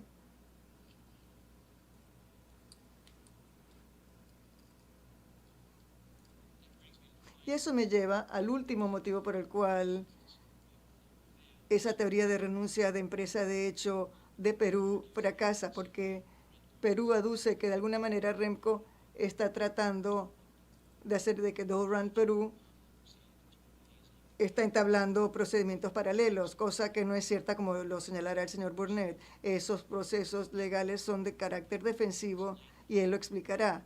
Pero el argumento de Perú tampoco es correcto, no solo porque no cumple con el texto del tratado, sino además porque no cumple con principios bien fundados de separación corporativa que son de carácter fundamental a nivel de muchos o muchas leyes, incluidas las de Perú, en su derecho civil. Eso también se señala, eso lo hemos adjunto como un apéndice, en donde una entidad legal tiene una existencia diferente a la de sus miembros. O sea que Perú, o su argumento, trata implícitamente a Renco y a Dow Run Perú como si fueran la misma persona jurídica, cosa que no es congruente ni con el texto del tratado ni con las leyes de Perú.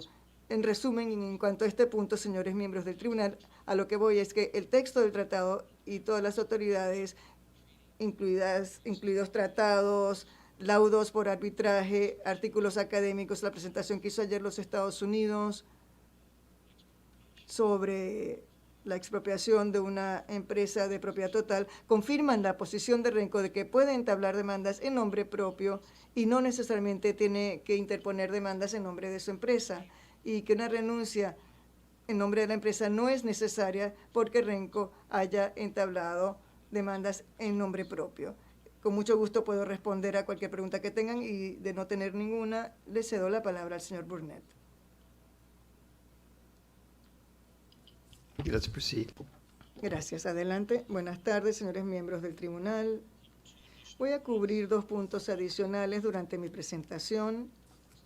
En primer lugar, hablaré acerca de las acciones de Dow Run Perú que tienen que ver con el procedimiento concursal pendiente en Perú involuntario que Dow Run no inició ni continuó. Y voy a demostrar de qué la manera Dow Run Perú sencillamente se está defendiendo contra demandas que se han presentado en contra, y que estas medidas defensivas son fuera del ámbito del artículo 1018.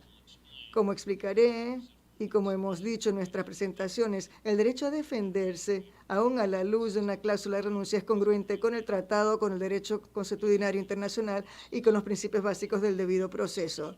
En la presentación del gobierno que recibimos ayer, claramente están de acuerdo con eso. En segundo lugar, voy a demostrar, como lo hizo Renco en sus presentaciones, que aún si el tribunal determina que Dow Run Perú, que sus acciones defensivas de alguna manera infringen el requisito de renuncia, igual sigue en pie la demanda de Remco. Pero esto no es válido esto no es necesario aducirlo si el tribunal determina que, en primer lugar, la renuncia de Remco es válida, o que el defecto de menor importancia es de tal naturaleza que el tribunal determina que en beneficio de la justicia se puede corregir esto, y segundo, que Renco solo afirme demandas por 1016(1)A en nombre propio y no en nombre de la empresa de Dow Run Perú, bajo el artículo 1016(1)B. Yo sostengo que mis colegas han logrado demostrar de manera muy capaz ambas cosas. Así que paso al primer punto ahora, y lo que insto al tribunal que haga es que pase a la página 69 de la presentación de Perú, que se titula Hechos claros, plain facts en inglés, en su presentación de PowerPoint.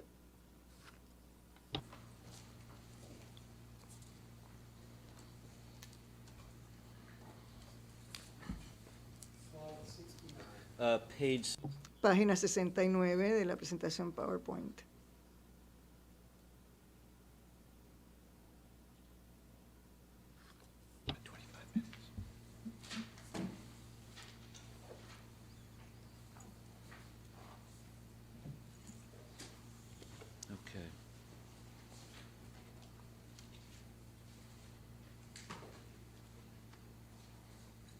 Now, Ahora bien, Perú tituló esta diapositiva, por lo menos en inglés, Plain Facts, pero no toma en cuenta muchos hechos y eventos sobre el procedimiento concursal de Doe Run antes de lo que Perú llama el primer procedimiento, que es el amparo constitucional. Además, y creo que cabe destacarlo, esta gráfica no utiliza la palabra quiebra o bankruptcy ni una vez. Yo creo que esa omisión no es intencional, así que en un esfuerzo por crear una nueva realidad en cuanto a los procesos relativos al proceso de quiebra de Doe Run y en un esfuerzo por convencer al tribunal de que Doe Run no estaba actuando de manera defensiva con relación a la demanda de Perú, Perú coloca un título incorrecto en el amparo presentado por Doe Run Perú en 2010 como respuesta al reclamo de crédito del Ministerio de Energía y Minas de $163 millones. Y la acción contenciosa administrativa presentada por Perú el 18 de enero de 2012, que es sencillamente una continuación de su impugnación inicial del reclamo de crédito del gobierno presentada en septiembre de 2010 como segundo procedimiento.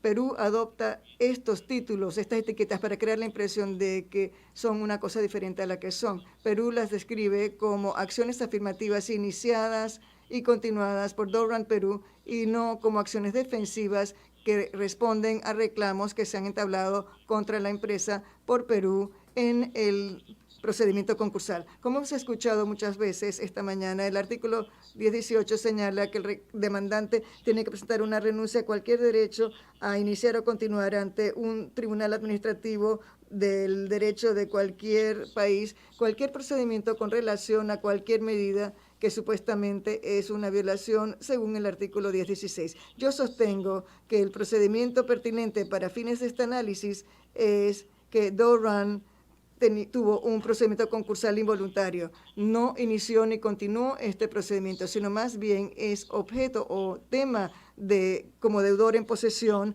de este procedimiento. Y al 22 de mayo de 2012, Doe Run Perú ha sido controlado por dos liquidadores por separado que toman decisiones que se consideran son en beneficio del deudor. Los deudores que tengan, o sea, la administración de la compañía tienen obligaciones y responsabilidades en virtud de la ley peruana que son congruentes con las obligaciones y responsabilidades de administradores o liquidadores designados de manera subsiguiente. Estas responsabilidades incluyen el proteger la integridad de la propiedad parte de la quiebra y actuar en beneficio de los acreedores para no beneficiar a uno por encima de otro.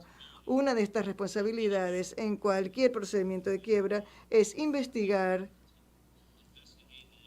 y, si es necesario, defenderse contra reclamos por acreedores no válidos. El defenderse contra el reclamo no infringe el requisito de renuncia, sobre todo como en este caso Doe Run Perú y luego los liquidadores no tuvieron ninguna opción sino de hacerlo así.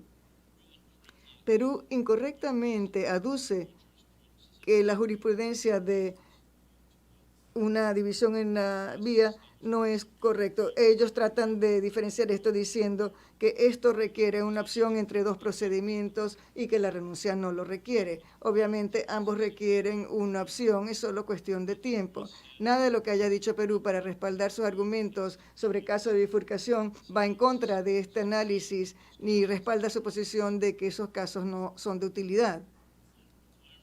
El requerir que el demandante renuncie a sus acciones defensivas con relación a una demanda entablada en contra suya no tendría ningún propósito y sería injusto, por lo menos fundamentalmente. Y el determinar que las acciones defensivas no infringen la renuncia tampoco o también es congruente con el objetivo y propósito de los requisitos de renuncia y de bifurcación que, como dijimos, se requieren para evitar procedimientos paralelos, indemnización doble y resultados incongruentes. Estos dos tienen como objetivo evitar que el demandante haga dos mordidas de la manzana. Ciertamente, un deudor quebrado que esté defendiendo sus activos de reclamos que se han entablado en contra suya no es el tipo de escenario que quería abordar ninguna de las dos doctrinas. El hecho de que las acciones defensivas no sean exactamente las mismas desde el punto de vista procesal no debe impulsar este análisis. Más bien, debe ser la naturaleza de la acción. Perú no ha citado ni un caso porque no ha existido ningún caso que yo sepa que sostenga la propuesta de que en el caso de un procedimiento concursal el deudor no pueda defenderse contra un crédito que sea ilegal porque viola el requisito de bifurcación. De hecho, el determinar lo contrario sería perjudicial para el proceso concursal y sería en perjuicio de los acreedores cuyos derechos son de mayor importancia en el proceso concursal. De hecho, los casos de bifurcación en la carretera respaldan resueltamente la posición de Renco de que las acciones defensivas no violan la renuncia. En Occidental contra Ecuador, como en este caso, el inversionista presentó afirmativamente 4 demandas en un tribunal tributario en Ecuador en donde rechazaba las solicitudes de valor agregado. Si el inversionista no había presentado sus objeciones ante estas resoluciones en 20 días, pues su derecho a objetar se vería impedido, o tendría que renunciar al mismo. El tribunal en Occidental concluyó que en este caso el inversionista no tenía realmente opción. Por lo tanto, en Occidental, el demandante comenzó impugnaciones ante una nueva ley tributaria que si no se hubiera impugnado hubiera sido definitiva y vinculante. Por lo tanto, estaba defendiéndose contra el reclamo. Aquí también, si Dow-Run Perú no hubiera impugnado el crédito del ministerio en un plazo de 10 días, ciertamente eso hubiera sido aceptado por Indecop. En el tercer laudo interino, en el caso de Chevron, que es el 004, el tribunal determinó que las acciones defensivas no desencadenaban un caso de bifurcación y sostuvo que esto no se extiende a cuando uno se defiende contra las demandas de otro presentadas ante el tribunal. Lo mismo es cierto en el caso de la decisión en Enron contra Argentina, que tenía que ver con una situación parecida a la de Occidental, en donde el inversionista o su entidad local iniciaron la acción. Y por último, en la decisión del tribunal, en el caso de objeciones contra jurisdicción SMS contra Argentina, que es RL 129, el tribunal rechazó la objeción de bifurcación de Argentina sobre la base, entre otras cosas, de que la decisión del tribunal apelada por la empresa local que tenía que ver con procedimientos judiciales habían sido iniciados por el ombudsman argentino y en donde la entidad local solo había intervenido como tercero.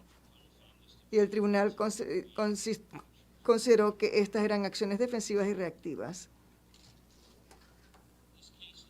Este caso se parece mucho al de Occidental contra Ecuador en el siguiente sentido. Como diré dentro de un momento, Dow-Run Perú no tenía realmente opción sino de oponerse a ese reclamo de crédito de $168 millones por Perú. Solo tenía 10 días para hacerlo, o si no el reclamo hubiera sido reconocido. O sea, el no hacerlo hubiera violado la obligación del derecho de Dow-Run en virtud de las leyes peruanas. Debo señalar que el gobierno de los Estados Unidos parece considerar que el actuar de manera defensiva contra reclamos no infringe el requisito de renuncia del tratado. En la presentación de ayer, el Departamento de Estado dijo que si el demandante haya iniciado o haya continuado un procedimiento en lugar de solo defender un reclamo, depende de los hechos y circunstancias específicos que se hayan presentado. Los hechos y circunstancias específicos en este caso, como se señala en la presentación de Renco y que describiré dentro de un momento, demuestran que Dow-Run Perú solamente se está defendiendo contra un reclamo. Se estaba defendiendo contra un reclamo de crédito de $168 millones que había sido entablado dentro del procedimiento concursal de Dow-Run Perú. Y por lo tanto, el requisito de renuncia en ese caso no es pertinente. Ahora bien, la ley peruana, como la mayoría de las jurisdicciones, exigen que los deudores y los liquidadores y administradores actúen de manera precisa, correcta y de buena fe. Como dije, el investigar y el impugnar créditos que parecen no ser válidos es congruente con estas obligaciones. Más bien, el no impugnar estos créditos y garantizar su reconocimiento en perjuicio de los acreedores no es correcto. Y yo he citado varias fuentes de la ley peruana que no leeré en este momento, están en las diapositivas. es el 208, que es la Ley General del Sistema Concursal de Perú. Todo forma parte de la Ley General del Sistema Concursal de Perú. Es claro que la ley concursal en Perú, al igual que en otros países desarrollados, impone deberes en aquellos que tienen la responsabilidad de actuar a nombre de un deudor. Como primer cuestión, no hay duda que la quiebra de Dow Run Perú es un procedimiento de concursal involuntario. Lo que ha dicho Perú en este caso es inexacto. Tampoco se disputa de que Dow Run no inició ni continuó el procedimiento involuntario de quiebra y tampoco le puede poner fin. En su respuesta, Perú parece argumentar que la quiebra no es realmente una quiebra involuntaria, ya que Dow Run Perú realmente causó su quiebra. Dow Run Perú no causó su quiebra, muy por el contrario. Sin embargo, argumentos en cuanto a las razones por las cuales Dow Run Perú fue obligado en esta situación de quiebra y viendo los hechos que condujeron a esta cuestión es sobre lo que se refieren los méritos y el fondo de este arbitraje. Renko explicó en detalle con piezas probatorias y su testimonio las muchas violaciones de Perú. No es ahora que le corresponde a Perú refutar lo que ha puesto en su memorial Renko. A pesar de todas estas falsas pistas, la presentación de Renko muestra que no hay duda que la quiebra ha sido involuntaria.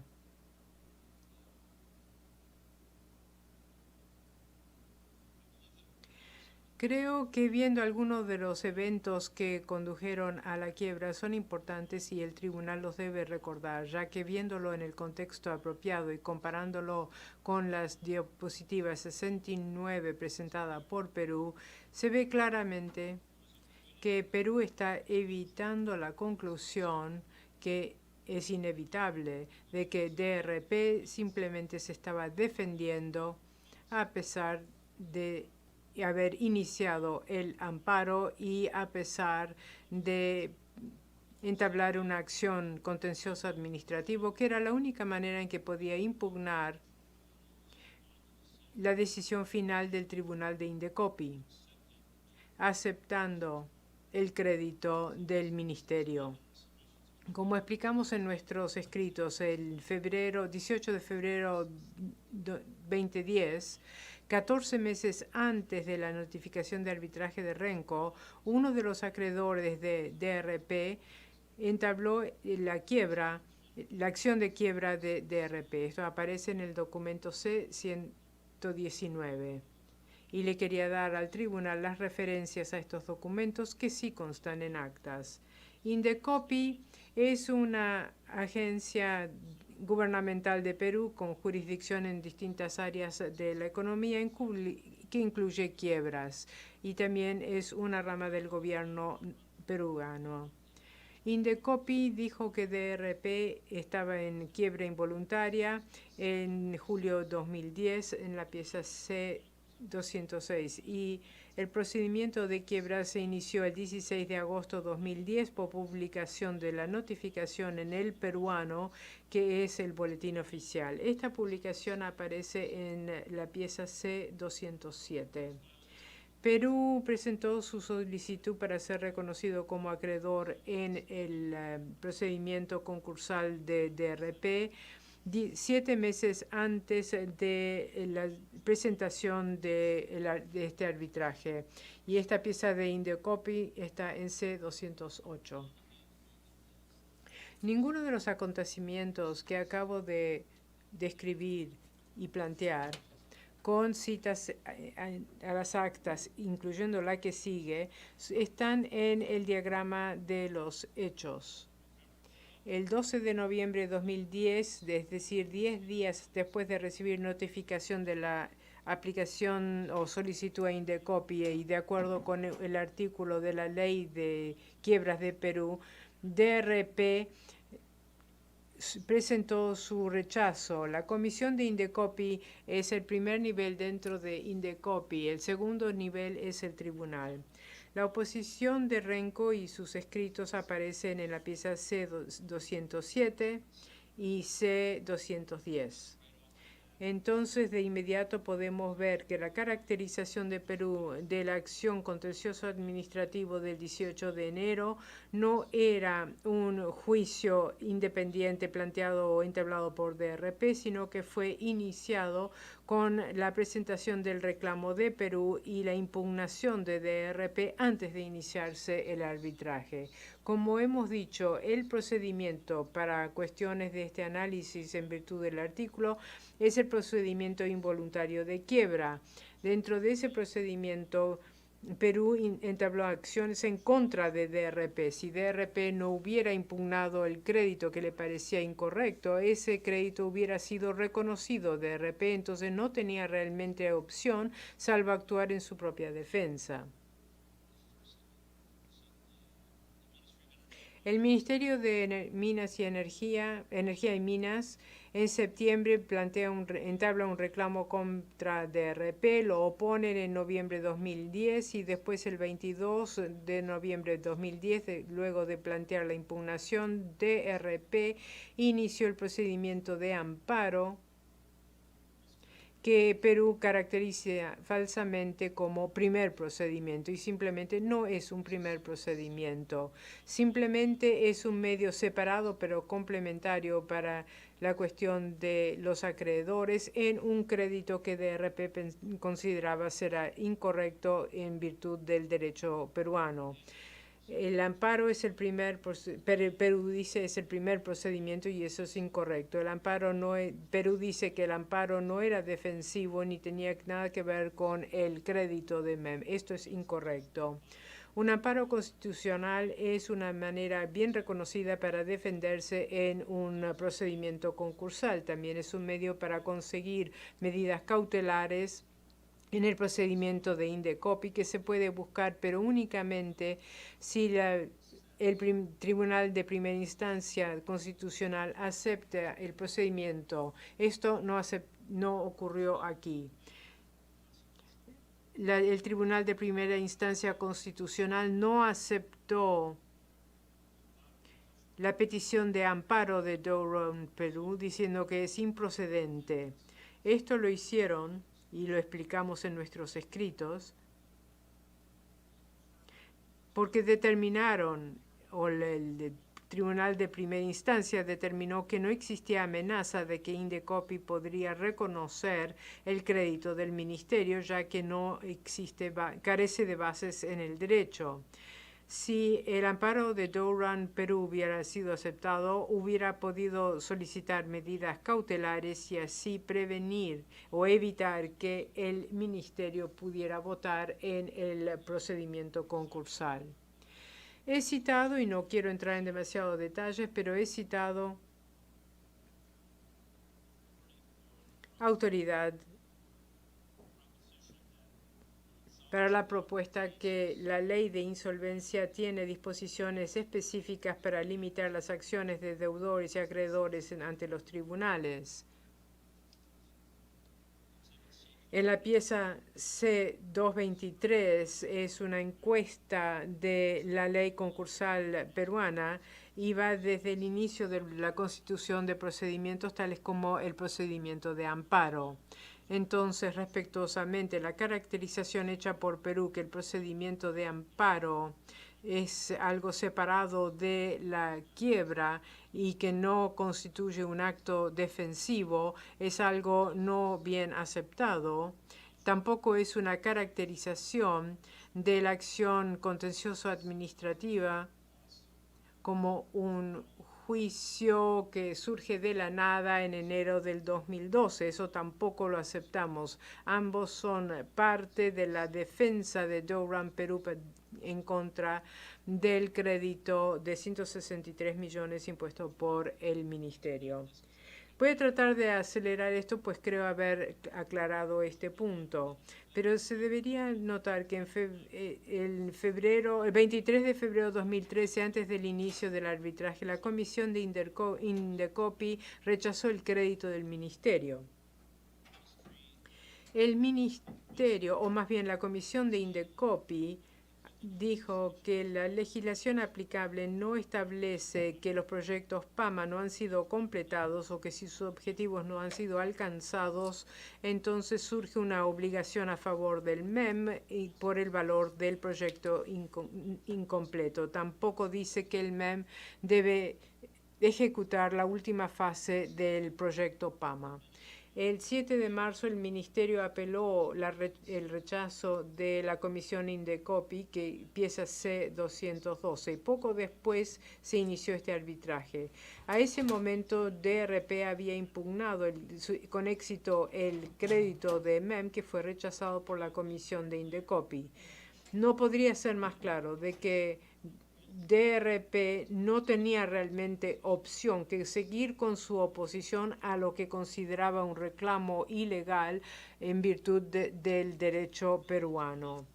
El 20 de mayo de 2011, Durham P. se opuso a la apelación. Unos meses después, la notificación de arbitraje enmendado fue presentado y en noviembre de 2011 el Tribunal de Indecopi desestimó la determinación de la Comisión de Indecopi y hubo una diferencia muy marcada de uno de los miembros del tribunal.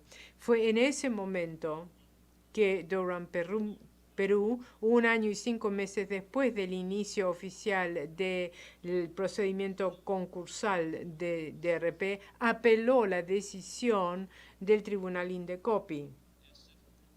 Como se ve en la réplica de Renco, y este es un documento al cual se refirió el representante de Perú, que esta resolución puede ser apelado por el Poder Judicial a través de un medio contencioso administrativo dentro de un periodo determinado. Me han dicho que me queda muy poco tiempo, 3 minutos. Después de esto se nombró un liquidador o síndico y el ministerio le pidió al tribunal en el procedimiento contencioso de reconocer al liquidador como el nuevo representante legal de Durham Perú. Creo que va más allá de cualquier duda que el amparo de que Durham simplemente estaba defendiendo la masa de la quiebra de Durham Perú en este procedimiento concursal. Aun si el tribunal determina que no es así, el tribunal tiene jurisdicción sobre los reclamos de Renco. Tal como aparece en la sección 5A, párrafo 112 a 119, capítulo contramemorial de Renco, se utiliza el capítulo 10 del tratado para decir claramente cuáles son los aspectos. Se basan en medidas que se definen como toda ley o regulación, reglamento o práctica. Sin entrar en el detalle, ya que Perú pasó rápidamente, realmente sin verlo. RDC contra Guatemala nos dice que un solapamiento parcial entre arbitraje y otros procedimientos resulta quizás en una renuncia parcialmente defectuosa y no debe resultar en desestimación total del arbitraje como lo pide Perú aquí. En ese caso, RDC tenía 2 arbitrajes locales y estas 2 medidas se relacionaban también al reclamo de RDC y la inversión en el arbitraje CAFTA. El tribunal de RDC no quiso desestimar el arbitraje en completo, pero permitió que los reclamos podían proceder siempre y cuando constaban de otras medidas que no eran resueltas en las medidas locales.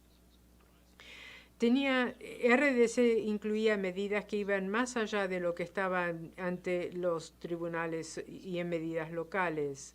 El trato justo y equitativo es una norma que puede cubrir reclamos por otras medidas más allá de las que se ven en los casos de arbitrajes locales. El tribunal en Detroit International Bridge, que no voy a citar, básicamente plantea la misma proposición. En el Commerce Group el tribunal dijo lo mismo, que RDC, o estuvo de acuerdo con la caracterización del demandante, que RDC está a favor de que un solapamiento parcial entre el arbitraje CAFTA y procedimientos paralelos no puede hacer que una renuncia de CAFTA sea total.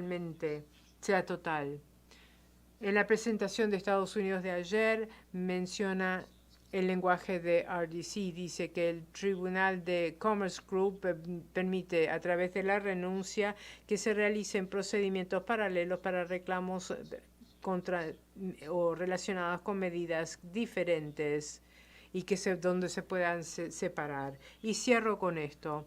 Si el tribunal determina que las acciones defensivas de DRP infringen la renuncia, entonces Renco puede decir que los litigios ante St. Louis y las costas de esos casos deben seguir porque se basan en medidas totalmente separadas del tema que se está viendo en el procedimiento doméstico, que es el reconocimiento del crédito del MEM bajo el derecho peruano. Las otras medidas, que son la toma sin compensación o indemnización y el maltrato de la inversión de Renco, Durham, Perú, también deberían proseguir, ya que constan de muchas actas o medidas individuales o cuestiones autónomas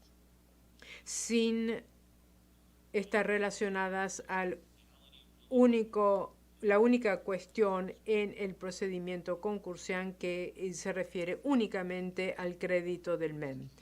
Gracias, señor Burnett. Señor Kehoe. No tenemos comentarios de clausura. Nos complacería mucho ahora pasar al almuerzo. Pero tengo una pregunta. ¿Vamos a necesitar una hora completa? 45 minutos, ¿eso podría quizás funcionar para ustedes? Quiero que tengan el tiempo necesario para dar sus respuestas. Son ahora las 2 menos cuarto por mi reloj. Entonces a las 2:30. Bien, gracias.